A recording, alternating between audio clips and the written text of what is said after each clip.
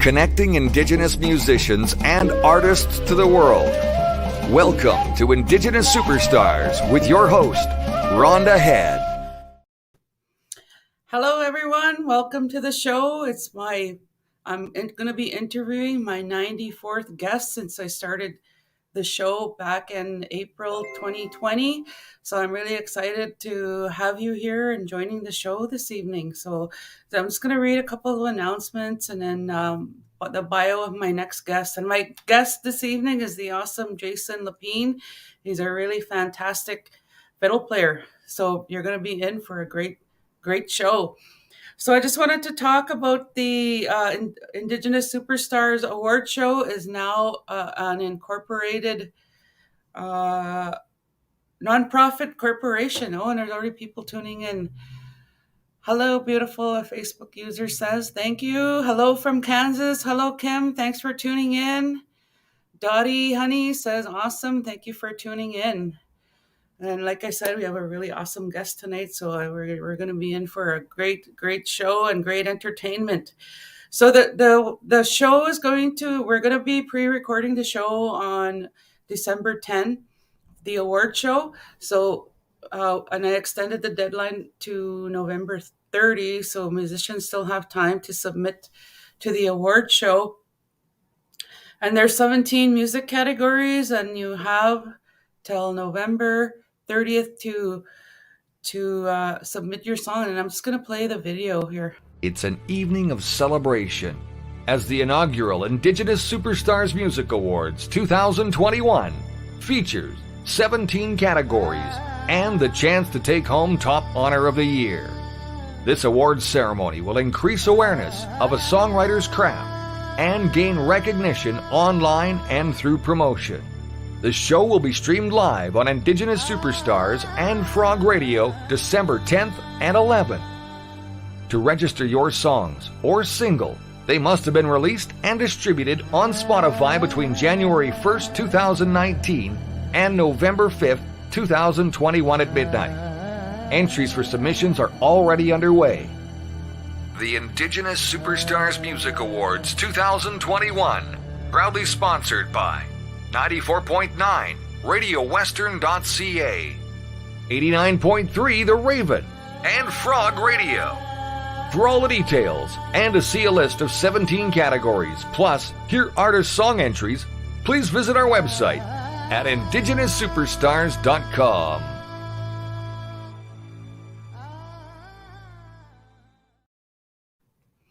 So get your submissions in. Darwin Moore says hello from Winnipeg, Manitoba. Thanks for tuning in. Richard Woodman says, is there a link? Yes, it's indigenousuperstars.com. That's where you can go check out the link for the award show. So I just want to announce my song 500 Years is number 12 on the Indigenous Music Countdown. And go onto the site and you're allowed five votes to vote for your favorite songs and musicians that are currently on the Indigenous Music Countdown. Richard Woodman says thanks. Hi. So the Winnipeg Symphony Orchestra and Manitoba Hydro are presents the Made in Manitoba Christmas, complete with song, drums, dance along with the WSO from December 10th to the 31st. You can enjoy the concert in front of your own home over the holiday season. So you can have a watch party, and they're doing it free for Indigenous communities. Yay, 500 years. Yay. Yes, go vote for 500 years. Lisa Lewis says, hello, welcome to the show. And you can contact 204-949-3965 or email ccastle@wso.mb.ca for more information. So without further ado, I'm going to read the bio of my next guest. That's my 94th guest. Jason Lepine has won numerous fiddling championships in and outside of Manitoba during his fiddling career. Jason is a freelance fiddle player who plays all over for festivals, socials, jigging, and square dance competitions, and numerous other events. One of Jason's biggest experience was being chosen by the Manitoba Fiddle Association Committee to represent Manitoba in the Grand Masters Fiddling Contest that was held in Ottawa, Ontario. He played against and met some of the best players from across Canada. Please welcome my 94th guest on Indigenous Superstars, the awesome Jason Lepine. Hey, how's it going? Hey Rhonda, how's it going? Oh, been busy with the show and with and releasing music, but it's been so much fun, because I'm in the music industry and music circle, I got to meet you. Well, it's an honor to be on the show, Rhonda. Thank you so much. And it's amazing listening to your shows as well. You're one heck of a singer. And let me tell you, I really enjoy listening to you as well. Thank you so much. Oh, Kim from Kansas says, love the ball cap, Jason. So what does your ball cap say? What is it? Go Red Sox. Oh, no wonder why. Yeah, that's my hat. Well-known hat. Cool. Well, you're too small, or your hat is too small for me to see. I'm just saying that because I'm a New York Yankee fan. Oh no. Uh-oh. So anyways, we'll get back to music. And I just want to ask you, like how did you get involved in music, and what inspired you to continue to play music? Well, music is a big part of our family and our Métis culture. And my dad, Gary Lepine, who is a Manitoba Fiddle Association and Métis Hall of Famer, he inspired me a lot. When I was younger, he thought I was going to be a guitar player when I was a little 3-year-old, 4-year-old. I used to strum to his fiddle playing, and I used to hear fiddle nonstop. It didn't matter what time it was. My dad would be playing. There would be, a lot of social gatherings at the house, and we would have some good times. And I grew up with this music, this Métis fiddling all my life. And I eventually picked up the fiddle, and he tried to teach me. My dad plays by ear. We don't play by notes at all. And he tried to teach me, but my dad doesn't have very much patience. And I guess I'm a little bit stubborn myself too. And it's weird because that's the way my dad learned off of from his grandpa. And it was the same way. My dad learned by ear. He took it upon himself to do it. And it's funny that it went sort of full circle that way, to learn how to play one of the hardest instruments out there, and to come out doing very well doing it.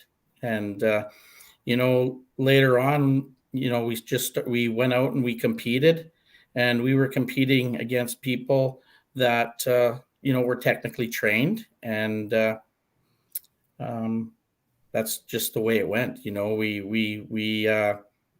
We did our best to compete. And even when we didn't compete, we're out playing and putting on shows for everybody else. And the number one thing to our style of music is the danceability. And people love the way we play our fiddle.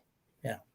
That's what I was going to ask you that question too, that the fiddle and the string section seemed, well, I took a band and I tried guitar, and it just went over me for the string section. Like I could play the clarinet and the saxophone, but that was, I found the string section to be a real difficult and challenging instruments to play. So I'm really impressed that you and your family perform and play by ear.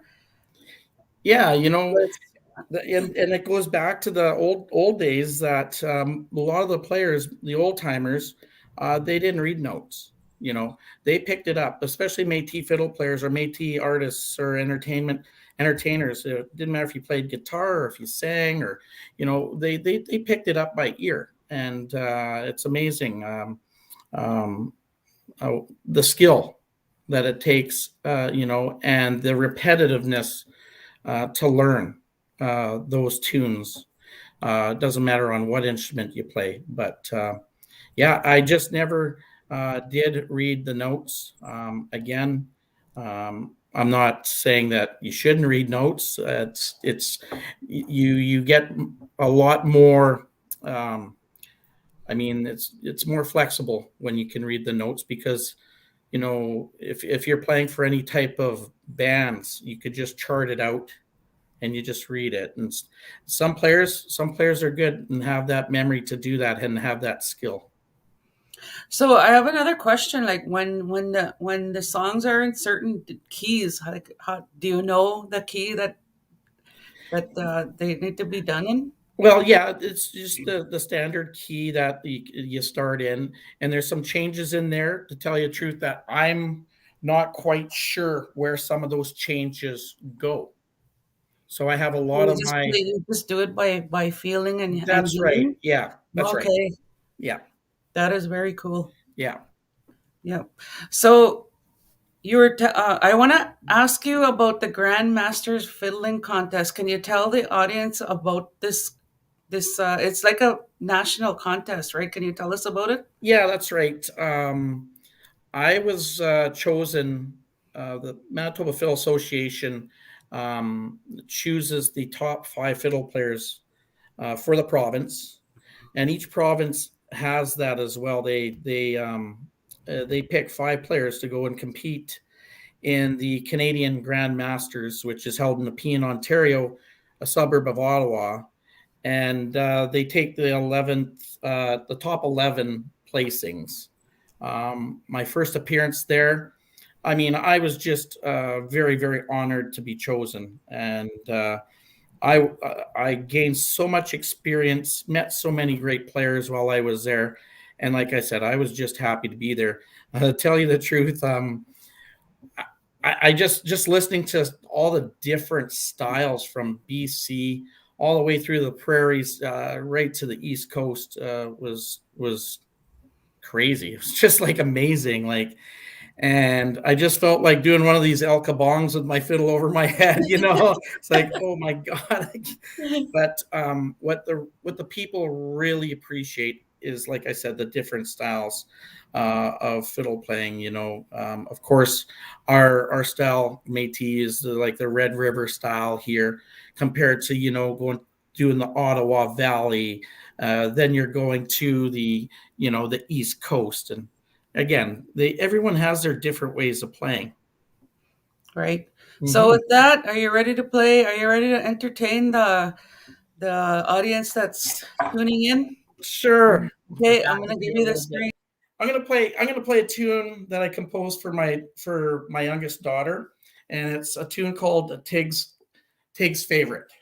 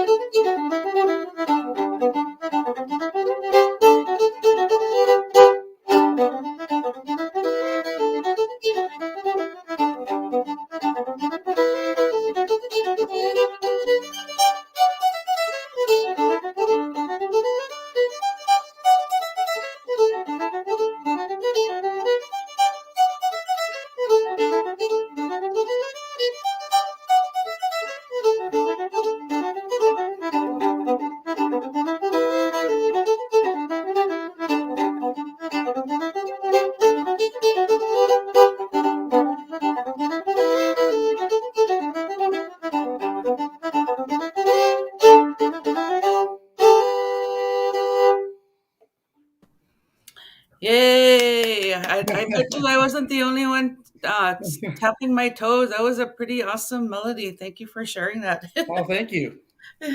I really like that one. So that what you played was it's called the Red River style of playing?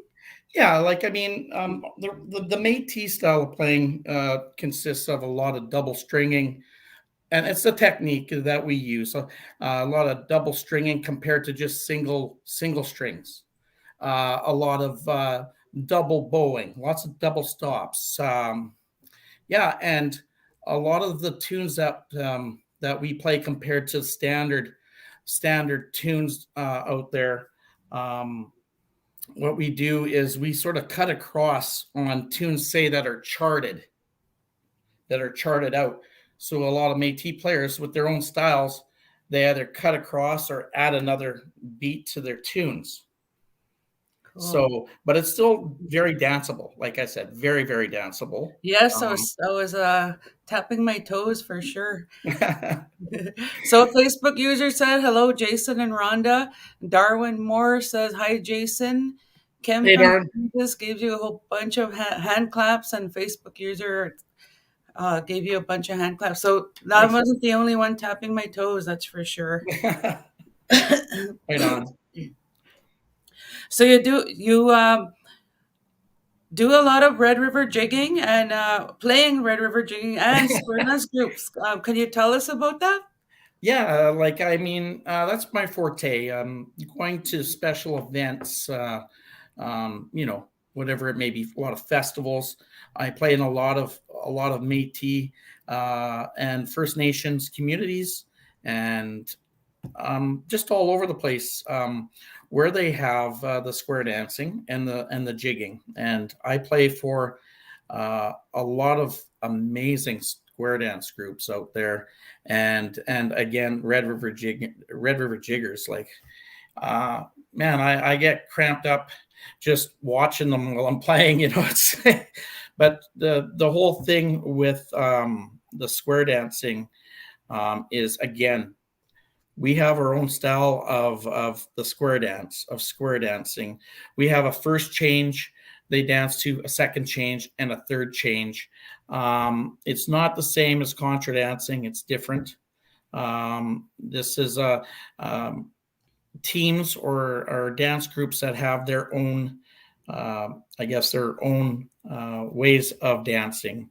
And it's just the same thing with the Red River Jig. There's so many different steps, and I will be playing the Red River Jig. Got to play the Red River Jig for sure. Oh, yes, for sure. But yeah, there's so many amazing jiggers out there as well. Like you have some of your top jiggers out there. My good friend there, Mr. Ryan Richard, and you got Felicia Morso, and the list goes on. I could name a whole bunch of them. And same things for square dance groups. The Ivan Flat Memorial Dancers, they have their family that has been brought up, since they've been small, starting out with the Asham Stompers. You got the young ones coming up there too from Dauphin. Again, and the same thing applies for fiddle players. When I first started playing, I wasn't quite sure if the fiddling was I thought it was gonna die out at times. And then we had this resurgence of fiddle players when I got out, when I was around, I don't know, in the junior class, just getting ready to come out of the junior class. And I don't know, maybe I sort of look at maybe kids listening to maybe the Leahy, who I've met at festivals.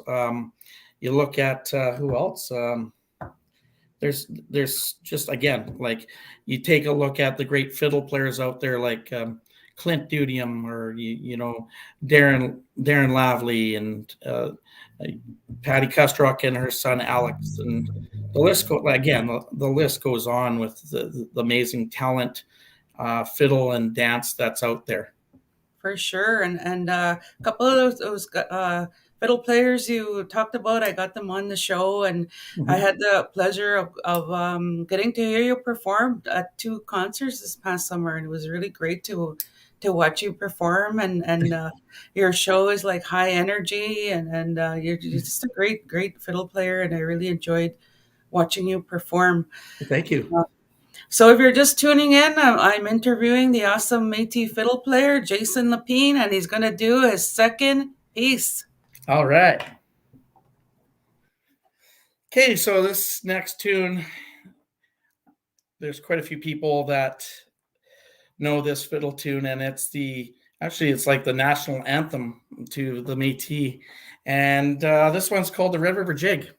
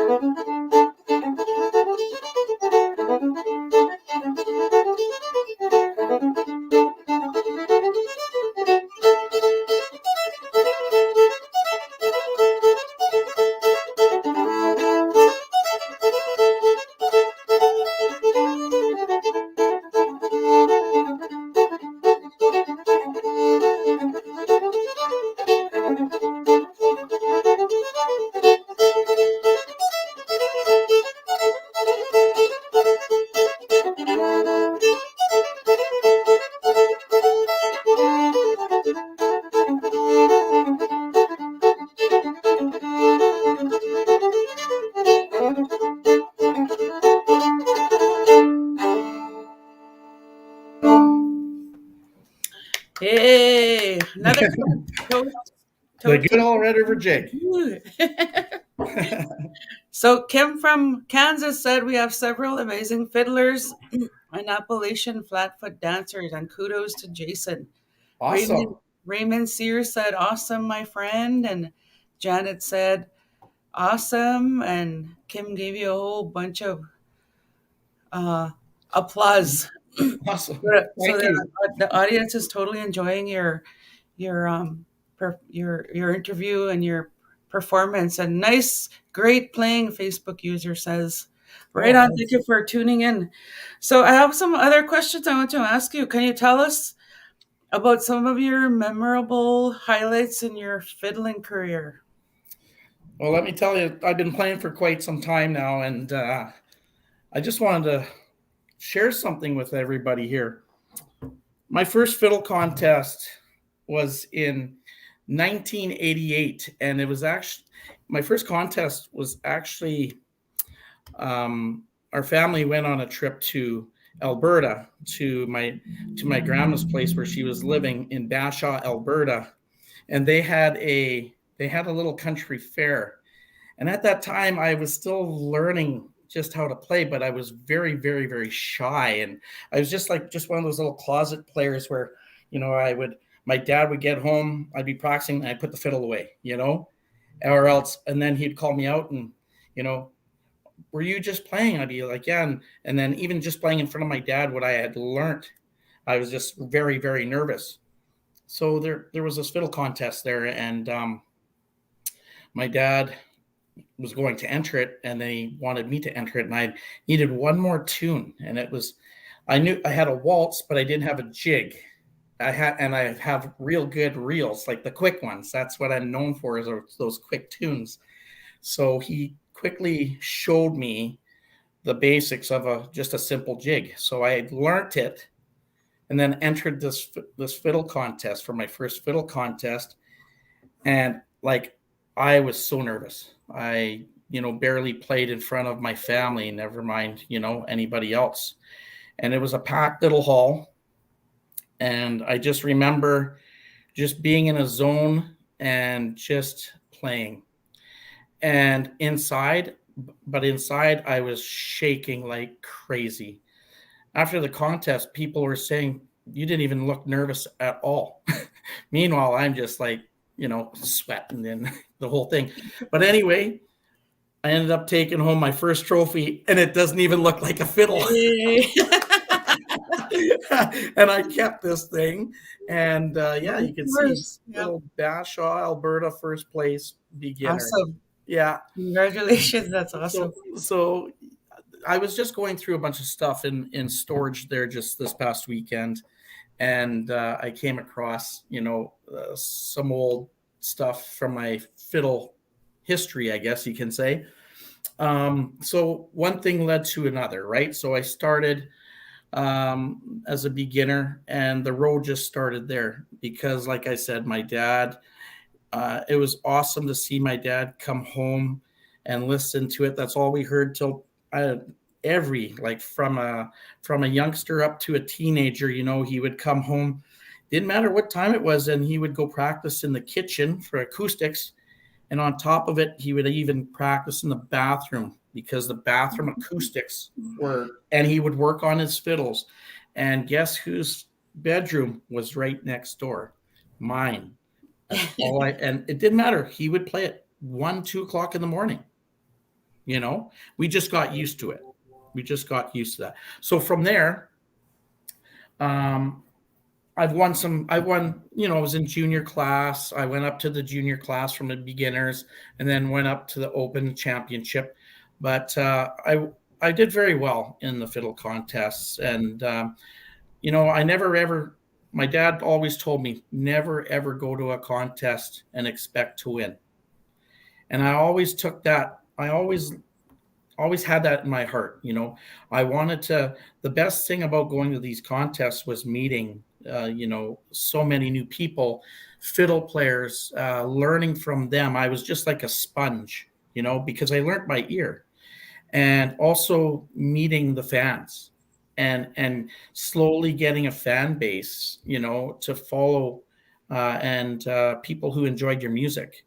So in 1996, after winning a bunch of junior titles across Manitoba and Saskatchewan and Alberta, I took home I won the Manitoba Fiddle Champion. And that was my first fiddle champion. I've been runner-up in the open class as well, but I staged it going up into the championship class where all the big fiddle players, like all the fiddle greats that I listened to, I had to compete against. I even competed against my dad, and I just remember the first contest. It wasn't the Manitoba Championship, but once I came out of the junior class, you got a chance to go in the open, or the 18 years and older, you got to pick if you wanted to go in the open or championship class. I played against my dad. It was just a matter of time.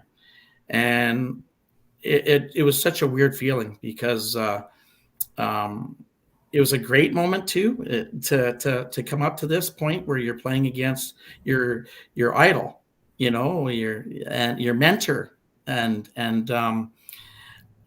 yeah, it's I beat him in that fiddle contest. It was a good feeling, but on the other hand, though, I was sad. And yeah.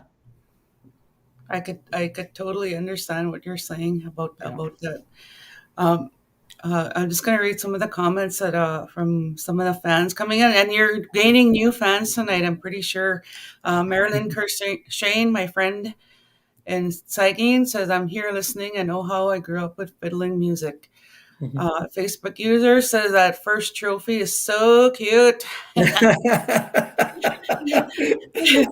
Diane Tully from OCN says hi, and she's waving away at you. So welcome everyone. We have a really awesome fiddle player. So I'm gonna request one song that you're gonna play next? Can we hear a waltz? Sure, absolutely. I'm going to play a waltz that my dad composed for his mom, and this one is called the Mum's Waltz.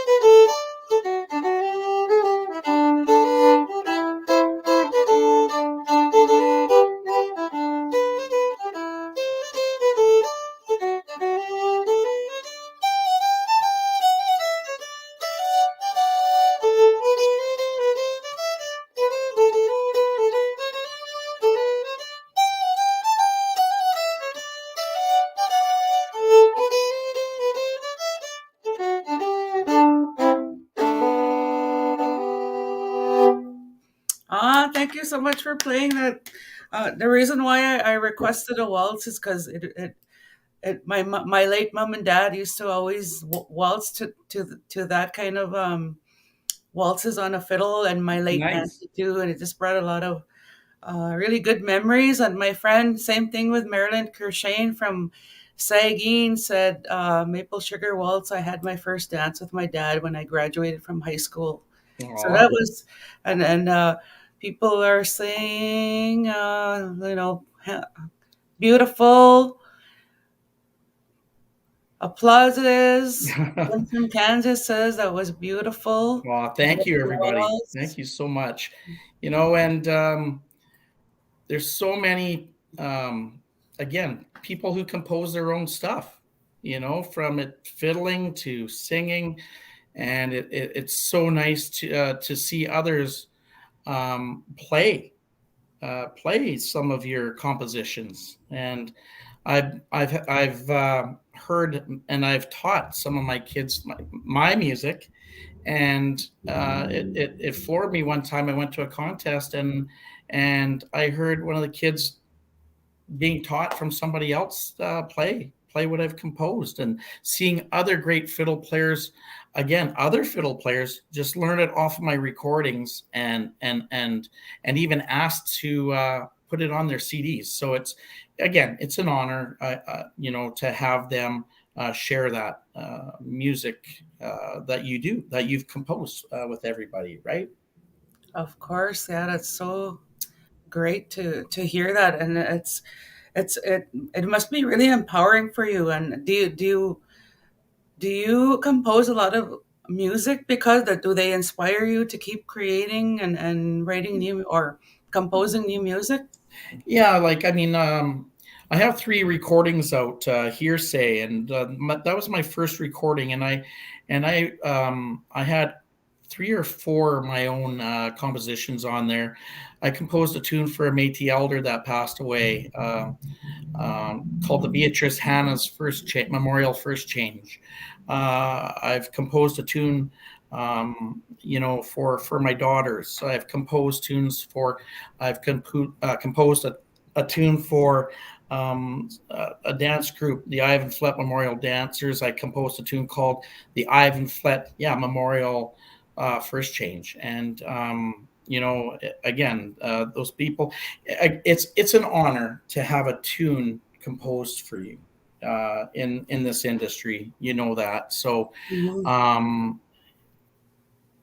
everything, it's weird how some things, how sometimes you come out with some of those tunes.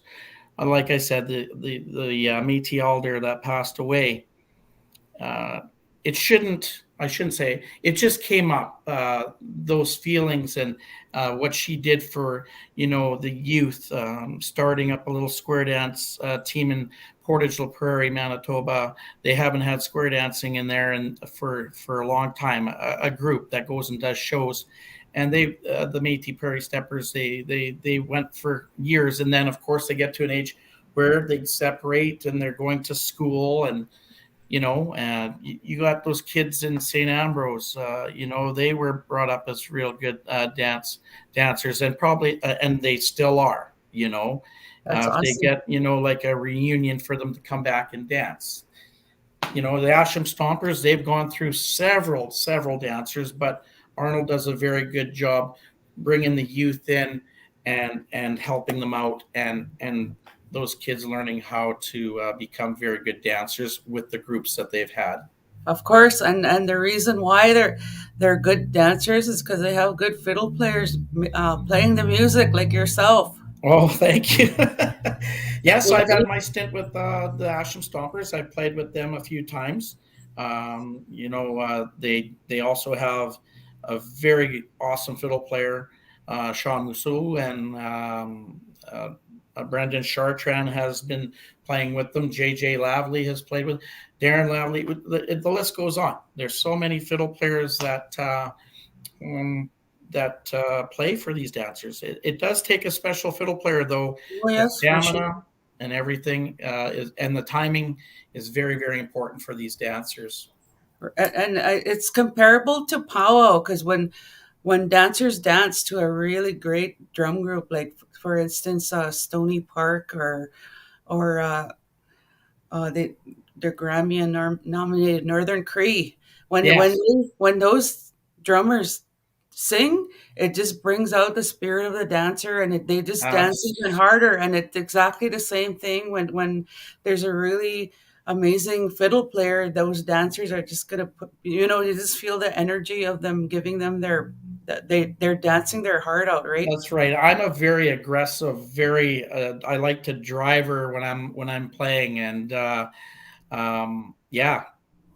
it's just the dancers sense this. Of course, there's and the fiddle player can tell as well. So there's like a communication.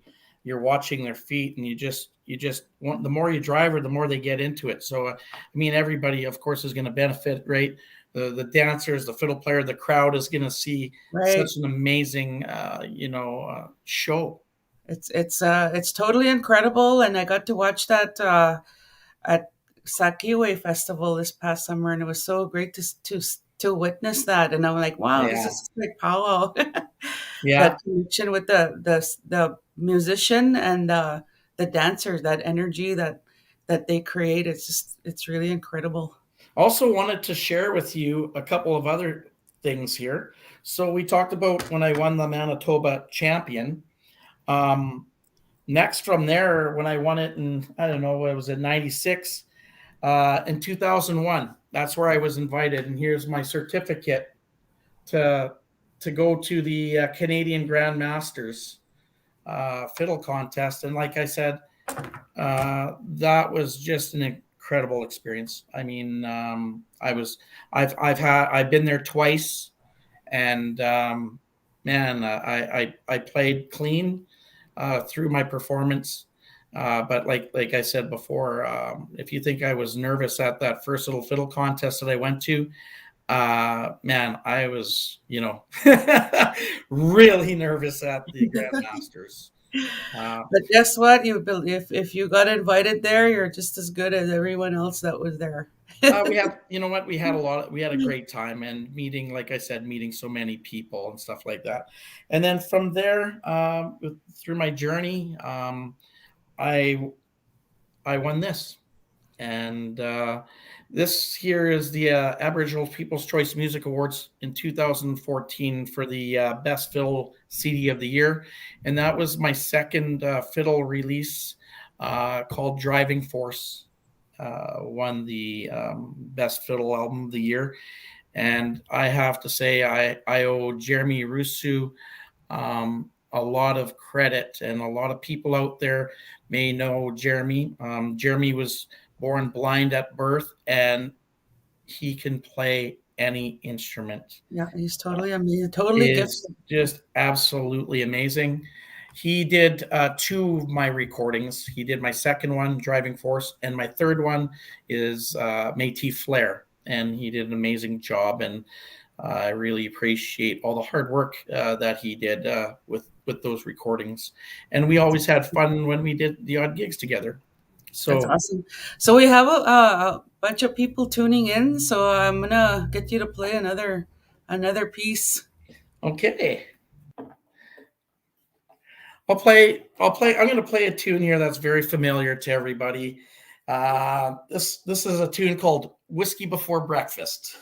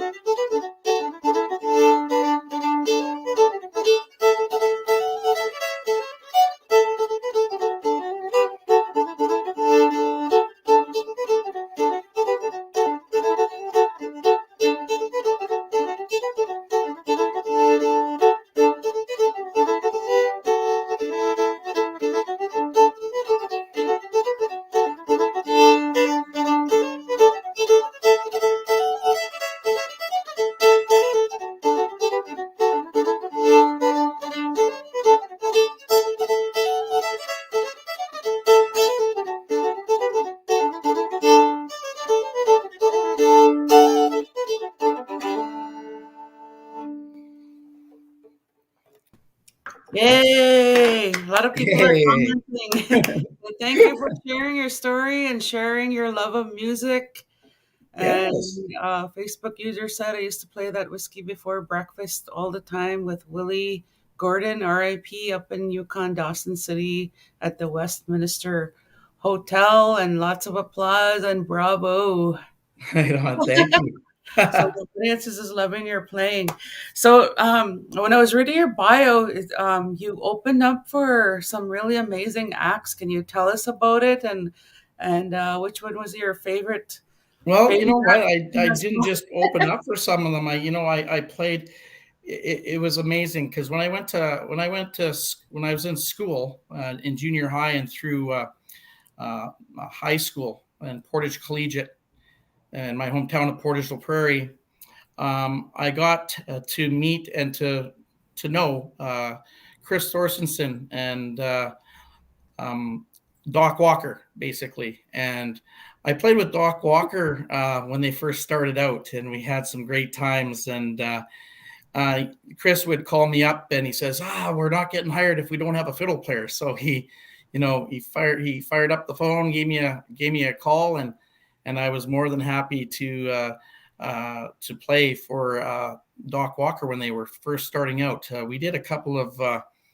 We even went in a competition to the Battle of the Bands at the old Palomino Club, and they had a competition there through I don't know how many weeks it was, but we made it to the finals, and we lost to the seasoned band back then called Hog Wild. But let me tell you, the fans, we got a very, very loud ovation. And again, like I said, I was very, very honored to be on the stage with those boys, and we had lots of fun and lots of stories that we have for the times that we've gone out and done shows. What else? Yeah, some of the other big things.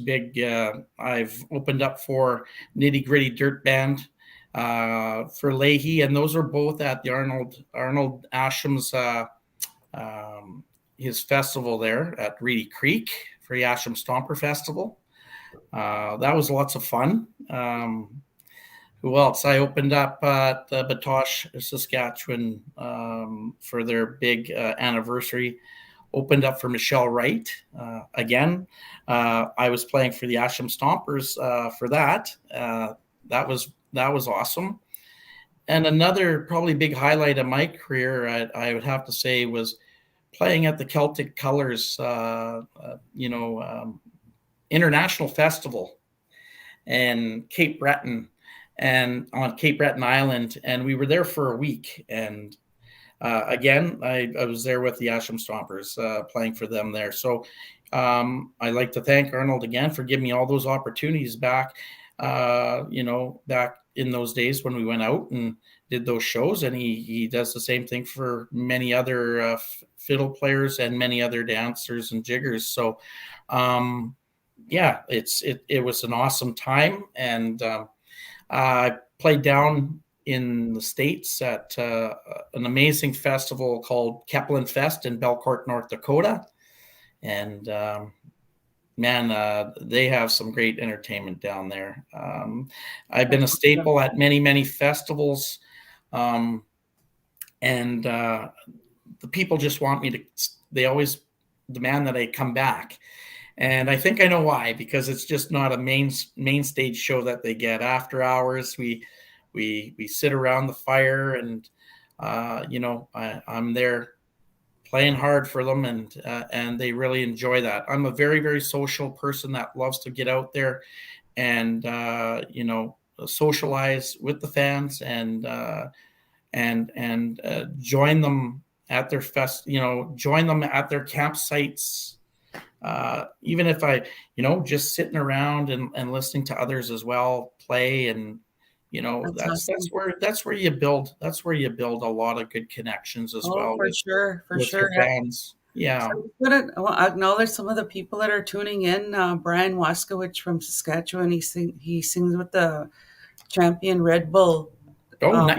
Drum group. So he's tuning in, and Phyllis Reset said, "You and your dad are the best, Jason." Thank you. And Kim from Kansas, first time this ever happened on the show, says, "Come to Walnut Valley Festival next year." So there you go. Oh, wow. You'll connect with Kim. Set me up. Yeah, she's from Kansas. So that sounds awesome. That's pretty awesome.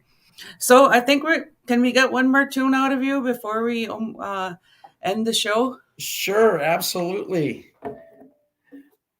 I'm gonna play a tune that I just learned not too long ago, and from a fiddle player from Alberta, and he called it "The Reel of the Métis."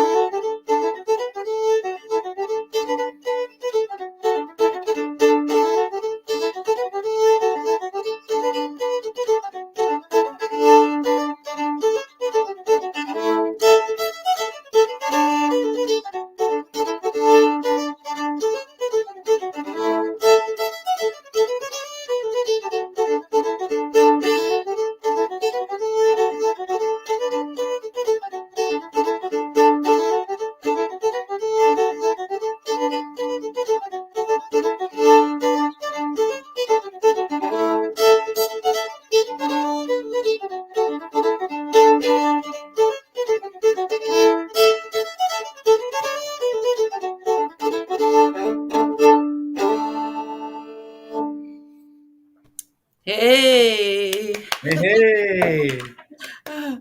Facebook user says sounds pretty good, bro. Oh, thank you. Wishing you your name. No. And Kim is giving you a big smile. So I have two more questions to ask you. What advice would you give an up and coming fiddle player? Well, my advice would be have fun. That's the number one thing. Have fun at what instrument that you're playing. If it's fiddle, have lots of fun. Enjoy the moment. Enjoy learning. You wanna if you want to play an instrument. I know there's a lot of people out there, and they've said this to me. Oh, I wish I can play like that. If you put your heart to it and put in the time, there's a good possibility that you'd be able to do it. I do, however, feel sorry for those ones that try so hard to learn any instrument and they have trouble learning it. I wish I could play guitar. I could say, well, you know what? Well, how come I can't play guitar? Because I haven't invested the time to do it. So, I spend a lot of, it's taken me a long time and I can't even imagine how many hours I put into this craft, just like any other entertainer. You really have to be dedicated to your craft. And I totally agree. And like I said, it's just I've been given a gift. Yes, you have been. I've been given a gift. Many others musicians have, and everybody has their own different styles of playing. I put my own twist to many fiddle tunes. If it's cutting across or if it's, adding some pieces, that's how people figure out, hey, that's Jason Lepine playing. I know how he plays. Oh, that's Darren Lavely playing. I know how he plays, that's Reg Bovet back in the day, and Reg Bovet was one of my idols, fiddling idols. He was probably second to my dad. My dad was my fiddling idol and my mentor. I've always listened to him. And the way I learned is I threw records on and tapes and listened over and over and over again and picked it out, figured it out. My dad did show me some of the basics of some basics. But again, he didn't. He taught me a little bit, but it's funny how it comes full circle. Things that I learned now I'm teaching my dad. Now my dad doesn't have the patience to teach, but how did I get the patience to teach? Because I've learned on how to do that. Right. And now I work with kids, and all kids are different and they have all different types of learning capabilities. And you have to take that approach. That's right. So where can the audience find your music? Well, they can contact me. They can email me at jaylep@live.ca. So that's jaylep@live.ca. Or they can call me at 1204-871-5607. Or they could connect with me on Facebook. There's a lot of Jason Lepines out there, so be careful. Make sure you pick the right one. I got a couple of relatives out there that try to be imposters. No, just kidding. But anyway, like if you're interested in in booking me to play for any type of functions. I play for wedding socials, festivals, you name it, private parties. Yeah, you could get a hold of me on Facebook and message me.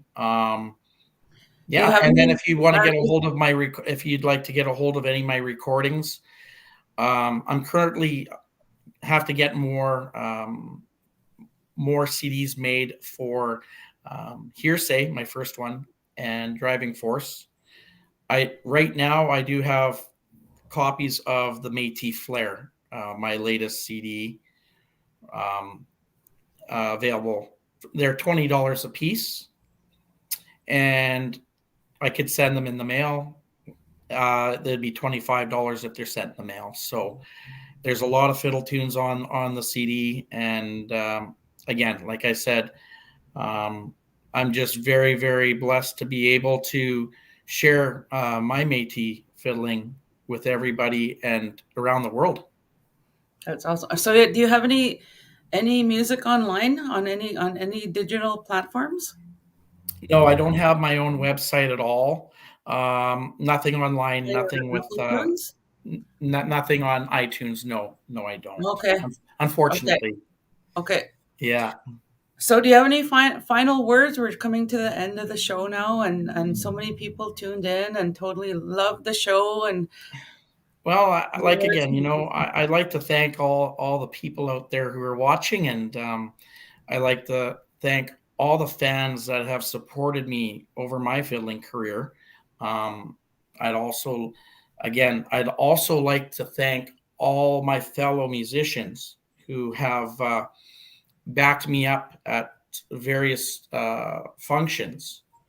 I'm a freelance fiddle player, so I get hired, and sometimes I'll have a house band or whatever there, or else I'll select different people that are available for certain for gigs.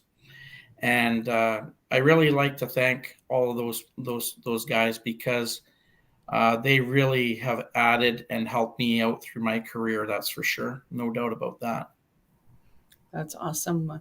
Well, thank you so much for agreeing to come on the show. And it's you didn't disappoint me, that's for sure. And you totally entertained all of us with your amazing fiddle playing. And I always told you you're a great fiddle player, and you had to come on the show. And I'm really glad that you did. Like, there's so many people that tuned in and made comments, and awesome. I'm sure you made some new fans, and you even got an invite to Kansas. So that's really, really, really awesome. That would be amazing. That would be a great time. Trust me. Oh, yes, I'm sure. I bet. Yeah, for sure.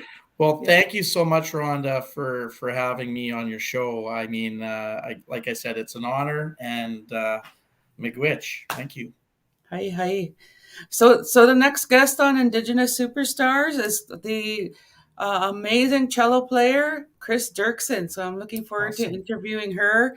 And be sure to follow Indigenous Superstars on Facebook, on Instagram, and subscribe to my channel on YouTube to see this show and past shows as well. So stay safe and stay healthy. Hekuse. Thank you for tuning in again.